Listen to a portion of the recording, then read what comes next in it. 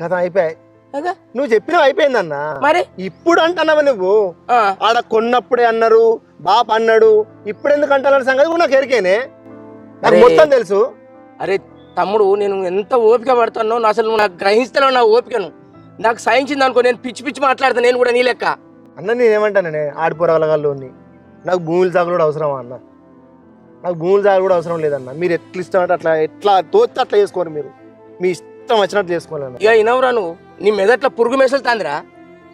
అది బాబు సంపాదించిన ఆస్తిరా, బాబుకు సర్వాక్కులు ఉంటే ఇత్తడు కావచ్చు, చెల్లెకు ఇత్త ఒక గుంటి ఇస్తే ఏం పోతుంది మనది? అక్కడ ఒక కానే కాదు, ఇక్కడ కూడా ఏమంటారా నేను? ఇక్కడ ఎందుకు వద్దు మరి?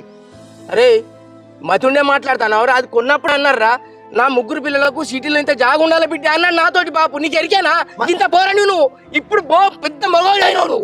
అందరికి నీ ఇష్టం అన్న, మీరు ఏమైనా చేసుకోరే. నేను ఇప్పుడు ఏం మాట్లాడినా చూసినావా, నన్నే బదనాం చేస్తున్నావు. అందరు ఒకటే అంతే. ఎందుకన్నా ముసలిట్లు నాకు ఇచ్చిండ్రు, మీరు అందరు ఒకటే.